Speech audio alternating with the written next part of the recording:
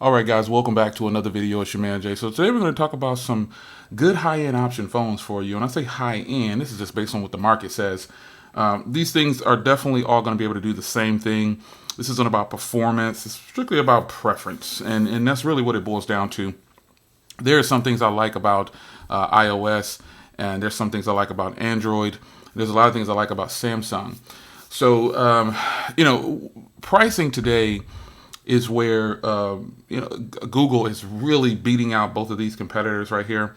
Even with Samsung's A line, Google still competes in other lines that bring high quality devices still at a much lower cost or about the same, and you start to get better features. But where Samsung tends to win is video cameras when compared to Google's devices. The video cameras on Samsung devices is just fantastic. I have shot a lot of videos with my Google devices. And if I'm being honest, the Pixel 4 XL probably was one of the best set of video cameras that Google has ever produced. Google wasn't known for having the best video cameras, and these cameras are good. They're really good, but they definitely don't compete to Samsung and Apple when it comes to video. That is where I regret getting rid of my Pixel 4 XL, and obviously I can get another Pixel 4 XL, but it's the same story with Google. They tend to have the best photos. At least they used to. So cameras now are getting so good, and this is just some of the phones I have in my arsenal current day as of 2022 in March. So this video is just a quick overview.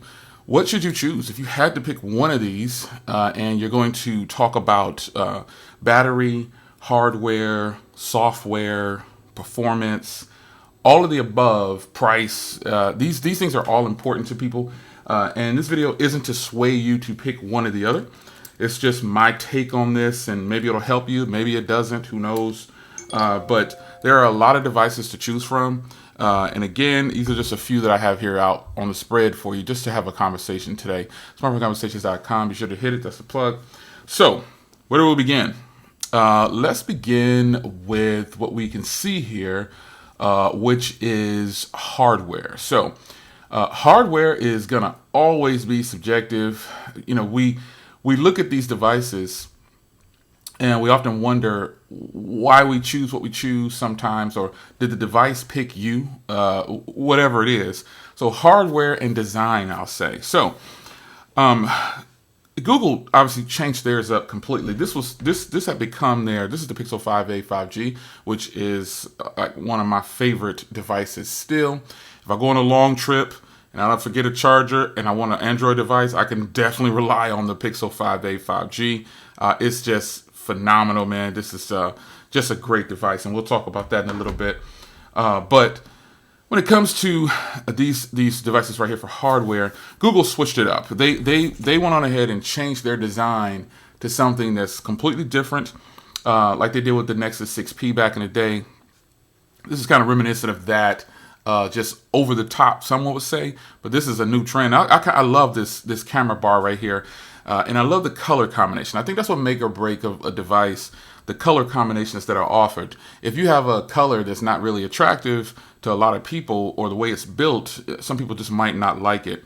The reason that I like the Pixel 6 the best out of all of these designs right here is simply because of the color schemes that are on here, and then the flat matte sides are really, really nice. Yes, I just said that I do like the Pixel 6 design better than the S22 Ultra. It's all about preference. This is the powder blue, sky blue S22 Ultra. Now, the flip side of that is that I like frosted and matte, and I really wish that this had that, but this is like the perfect size phone, and it's also got the flat sides. It's got the two-tone color here. Obviously, I have a SophieGuard skin on these two devices, SophieGuard.com. That's where you'll get yours from if you decide to pick that up, but this is just a beautiful setup here, and I think the seafoam green, or whatever it is, this is just the best combination Google has ever put together, along with that coral. I think that coral is really nice too. But hardware, this is well put together. Some would argue, it has a flat screen, and some people enjoy that flat screen that it has. I do have a screen protector on here, but some people enjoy a flat screen. Some people don't like curved displays, and Google has given us that in the Pixel 6. You can also get an S22. We've got an S21 FE, which is a flat display. Samsung has those competing devices, but those color schemes and the complete hardware package put next to this just doesn't look as good. So hardware and design, I think Google definitely has done a great job in stepping their game up. Apple brought out this green color recently, and it's obviously really beautiful, but it's the same design from Apple that we've seen. But the hardware is extremely premium. Now, if we talk about feel in hand, while the Google Pixel 6 wins with the size and everything and how it feels in the hand is comfortable, they do have a Pro version of this, which is a smaller one, which definitely feels better than the Pixel 6. And the 13 Pro Max, to me, is just one of the most premium feeling devices I've ever held. So then if you really want to get this design in a smaller package, you go with the Pro version, not the Max version on the iPhone. And then you'll have very nice, stable, or I should say premium hardware competing with Google's Pixel 6. The Pixel 6 just feels fantastic in the hand. Good size, everything. Now, Samsung has these exclusive colors. I waited 6 weeks to get this in hand.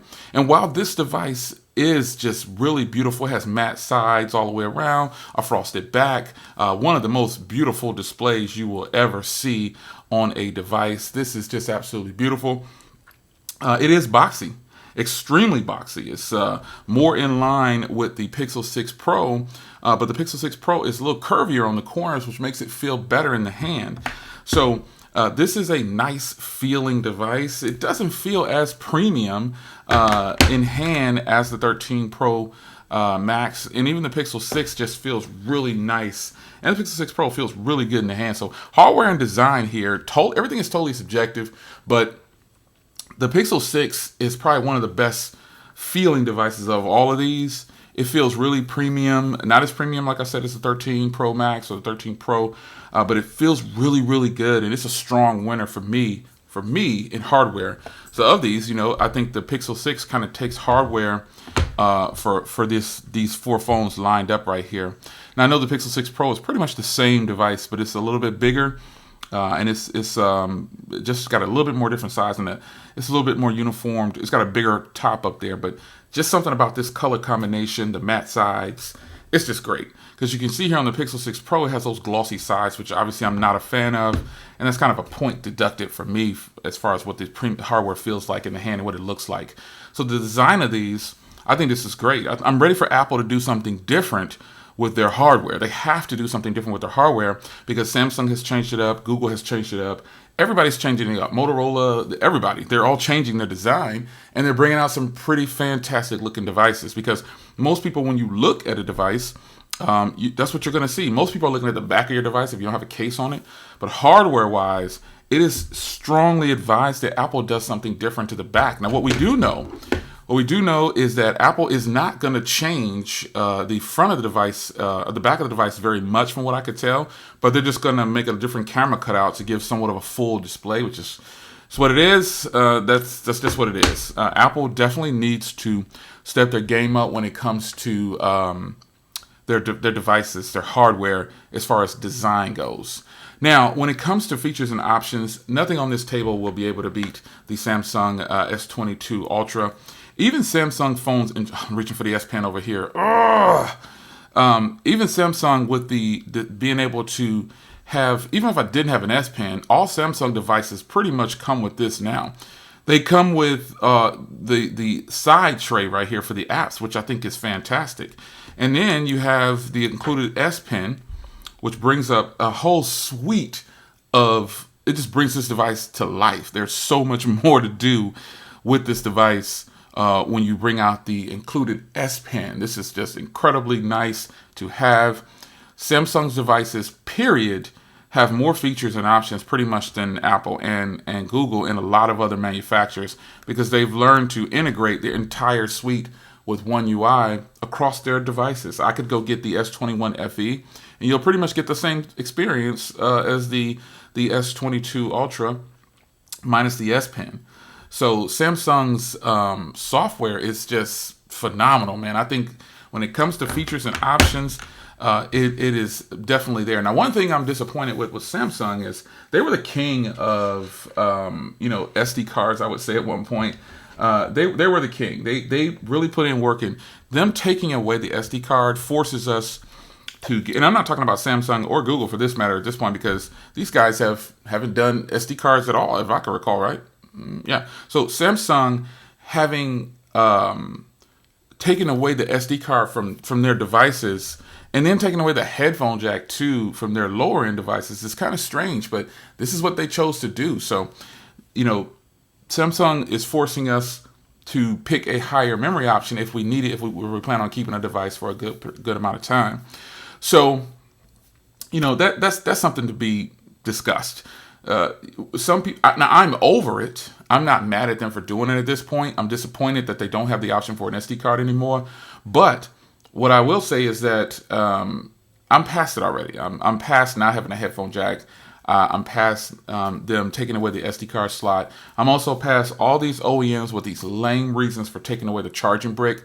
How in the world can you take away? They all get a point deducted for that. Every OEM that is taking away a charging brick is silly. It's stupid for them to do that. That's just dumb. You're telling the consumers you have to buy your charging brick to make your phone work. That's just the dumbest thing ever.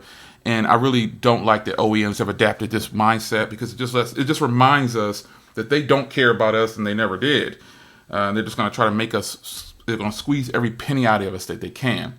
So, how about screens? Let's fire up, and you're going to see a huge difference here. Over the camera, you're going to see a huge difference. All right, so in this comparison here, these are all at peak brightness. So I'm going to slide them over here a little bit, and so you can get some sense of what they're going to look like. So here is Samsung and Apple. Now, in person, I'm going to go ahead and say that all of these look phenomenal. They really do. Samsung is a little bit more vibrant and punchy.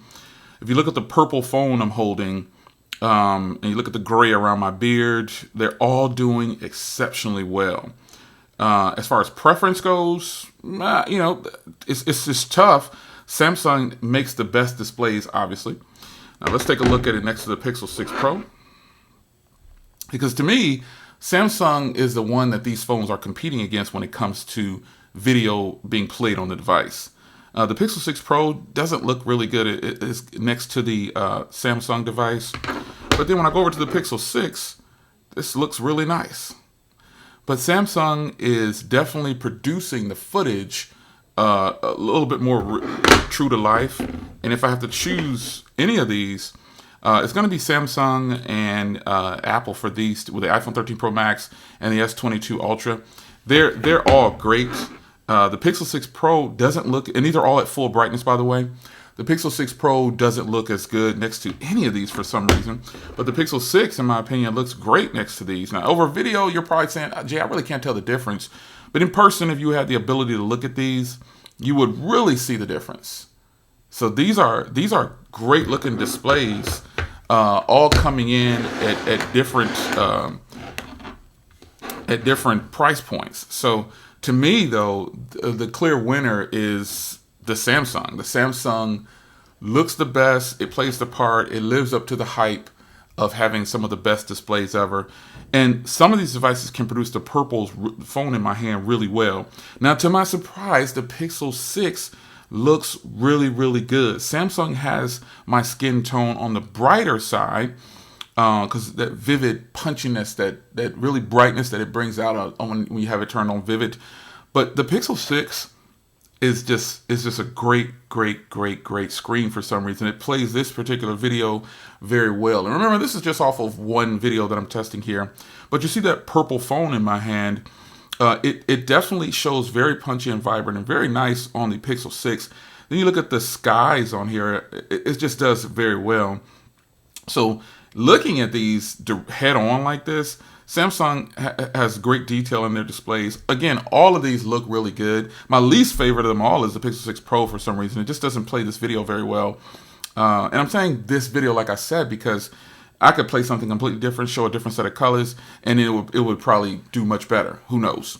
But the Pixel 6 and the Samsung, to me, do very well in this comparison. And some of you are probably going to argue that the Pixel 6 even looks better in this comparison. So having that big, punchy, vibrant display is absolutely great.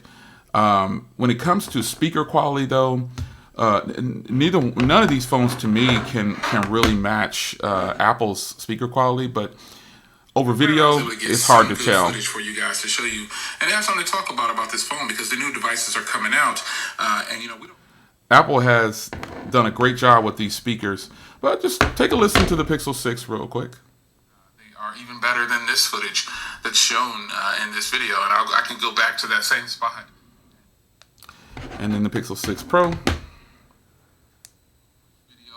Wow, that footage is it's just stunning. And I hope you guys enjoyed this brief. Yeah, and I just really think that Apple has done a fantastic job with their speakers. Zen mode right here. Just listening to the water, sitting out there all day it was great. The S22 Ultra has like this hollowing effect. It's a weird hollowing effect on the speaker quality. I can't really put it into words of what it actually is like in person, but it has definitely got some kind of hollow thing to it. So let's move on to the next part of this video. Now, while cameras are subjective, that's probably one of the main selling points of these devices, cameras. And Google is known for having some of the best photo capabilities ever. Really hammering down portrait videos. Portrait videos are important to a lot of people, and I just feel like for me, a portrait shot is just really shows what you want to show in focus. And if you can do that very well without having poor edge detection and blurring out like an ear tip or something like that, you get a win for that. But there's no denying that the iPhone has fantastic photo capabilities. It's always been plagued by that yellowish hue at times, or brown hue, and some people just can't unsee it once you see it. I have mine set to cool at all times, but sometimes when you see that, it's hard to unsee. And that's the trouble with having used an iPhone, then going to something else, then going back to an iPhone. It's hard to unsee. With that being said, though, Apple's photos are ridiculously good. They do better in different lighting situations than most phones today. Now, obviously photos are going to be subjective, like I said, but a personal preference for photos, for taking portraits, is tough between these phones because I kind of like them all. So I'll let you decide what you think, which one of these you think takes the best portrait shots or just the best photos, period. And I just have to leave it at that because these are different places. These cameras are ranked differently. These obviously have the zoom lens and the 6 doesn't. But that doesn't mean the 6 is a bad device. It just has the digital zoom. So it's up to you to determine what you think is great. But I think at 10 times zoom and 30 times zoom, obviously the Samsung is killing it. It's still really clear enough to use. And I think Samsung has done a fantastic job with their cameras on the zoom quality. And that's just something that I just really enjoy about it. I was zooming in on photos. It was just really clear. I'm able to zoom into another neighborhood. That's incredible. And still, the footage is still somewhat usable. Actually shot video and zoomed into another neighborhood and shot video, and it was extremely usable. It's incredible. So, camera-wise, as far as functionality and features, Samsung has the most, I would say, usable. But they all take great photos. Video, though, these two are kind of at the bottom of the line. These two right here do well, extremely well. But I've been using both of these devices lately to do video on the channel, and it's magnificent. I won't talk about performance much because these are different operating systems. They all perform well. They've got different chips in here as well. You've got Apple's chip, you got Qualcomm's chip, and then you have Google's chip, and it's just a matter of how fast you're opening apps and things like that, or what's your day-to-day tasks, any crashes or anything like that. And I haven't experienced that on any of these devices yet. No crashes, no slowdowns, no stutters. That's just how it is. I will say that Android is extremely fragmented compared to iOS, and that's where it falls short in a lot of ways because Android is open source, so you can put it on anything. You can put it on a toenail if you could. So a digital toenail ring. I don't know. And that's the downfall of Android. It's not locked down, and I really want Google to lock away Pixel devices as Apple has done with iPhones, and I think that will be so much better. We need another operating system Fuchsia would be nice. We need something to differentiate, these Google devices, because they're so good, but they're plagued by, them going on Android being able to get put on anything. That's just a bad deal. So battery life is somewhere where this iPhone 13 Pro Max, it beats all of these devices with ease. I'll say Samsung actually have these ranked in the order of the battery. I didn't even know that. So this is the most battery life. You'll get the most battery life out of the 13 Pro Max, and then my Samsung, and then the 6, and then the 6 Pro. That is how my battery life has been treating me. I've been able to get the most battery life, meaning I'm off the charger the longest. And if you want to measure screen on time, definitely getting the most screen on time on the 13 Pro Max. And then the Samsung actually is really solid. It can make it through all of these can make it through a full day, but it's just that standby time varies depending on what you're doing. So I can go probably 2 days with the 13 Pro Max, and just under 2 days with the Samsung here, and then for sure, about a day and a quarter with the Pixel 6 Pro, and about a day and a half with the Pixel 6. But battery life depends on you, the user. It's totally subjective. We all have different applications. Now, personally, I have the same apps on all these devices. So, but other than that, I just think it comes down to the phone itself and how it's handling processing things. So, yeah, price, the Pixel 6 wins, and there's no argument there. The Pixel 6 wins in the Pixel 6 wins in price. It's got fantastic battery. It's great build quality. Cameras are good. It's just a good, complete device to be offered. iPhone's offering to compete with this device will be something like the iPhone 12 or around there when you start to talk about price, or iPhone 13. And it's great build quality. The 13 is somewhere on the other side over there. But just more complete. You pay more money when you get into the iPhone 13 and 12, not the 12. The 12 you can get at a good price, brand new from Apple, I believe, right now. But when you talk about the 13, which is their current model, you have to pay more and get less, if you will. You're getting the more powerful chip and all that stuff, but who's really using that?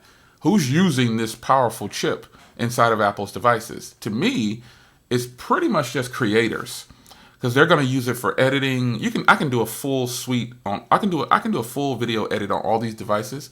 I can take this card out of my camera, load it to each one of these, and edit completely with no problems. However, here's where Apple is going to win in this situation, because their chip is way more powerful, and editing on here is going to be a lot faster. Also, I have to buy software. I have paid versions of PowerDirector Pro on these. I just have iMovie over here. So see, that's why Apple wins. You pay that premium price, but there's little things in there that make a big difference. And that is where I think people, not just creators, I guess, will take advantage of the performance and the chip and everything and how powerful it is. Because I do know that a lot of teenagers out there run their whole life through their iPhone, and they're using iMovie to do so. I think I watched my youngest daughter, when she was a little bit younger, create a full-blown movie in like 20 minutes. I was like, how'd you do all that? She was actually the one who actually helped me with iMovie create content through the iPhone initially. I had no idea. I didn't know what she was doing.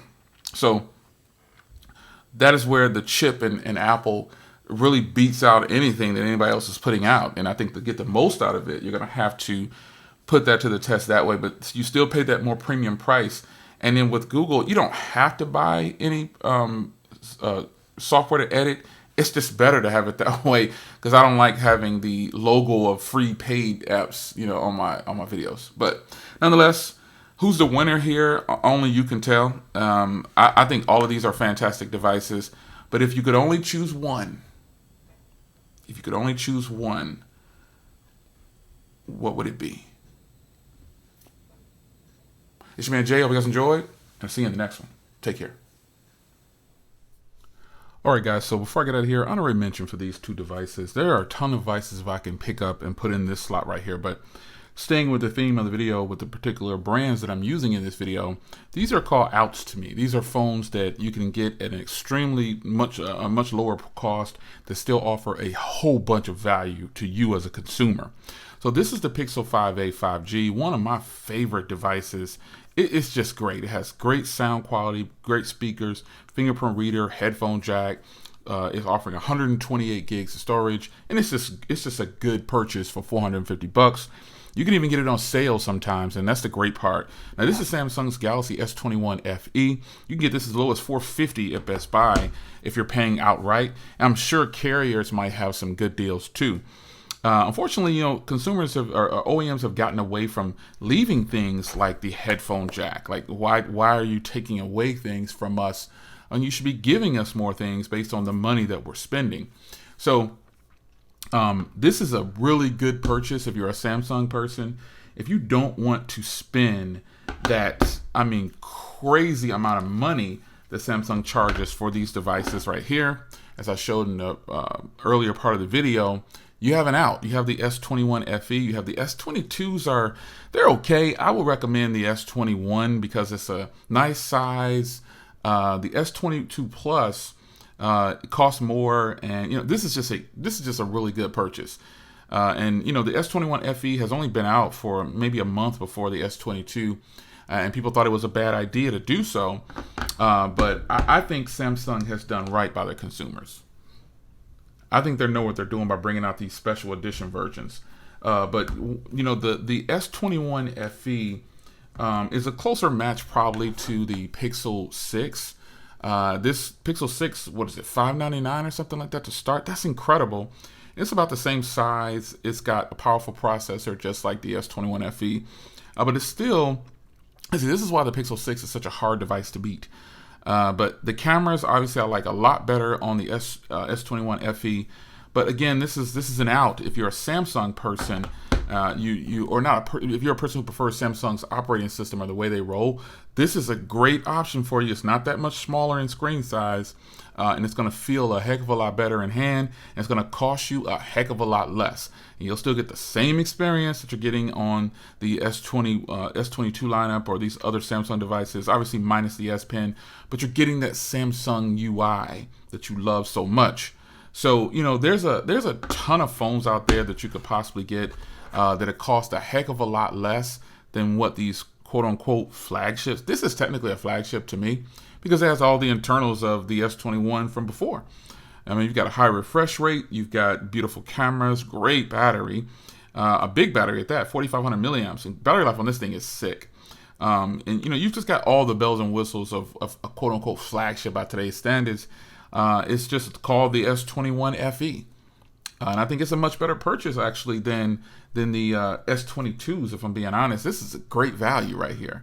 So if you are on the fence about what you should be purchasing or, what's a good buy for you, there's a lot of options out there, folks. There's so many that I know it's getting hard to choose. So you have to pick wisely. And so sometimes I'll make discussion videos like this to show you some of the ones that I think that I would recommend. If you're a person who wants stock Android and you don't want to spend a lot of money, the Pixel 6 is hard to beat. But if you just don't want to kick out that extra cash, you've got phones like the Pixel 5a 5G. And believe it or not, I still use my Pixel 4a. This is one of the best phones ever. The Pixel 4a 5G is good too. But this phone has a big screen, believe it or not. This is a pretty nice size screen on here. And then it's a small body. It's incredible.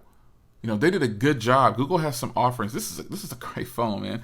But there are a lot of options out there that you can get if you just really want to squeeze every penny out of something, and you're just not you're not that person that needs to have or wants to be the person to show off. Oh, my phone folds, or oh, look at this, I have the new color. This is huge options, right? Lot of value on the table right here. It is a lot of value. So anyway, I'm going to officially get out of here now. It's your man Jay. Hope you guys enjoyed the discussion. Which would you choose of these three devices? Let's happen to be these ones. Which would you choose? Which one would you choose if you had to pick one? Take care.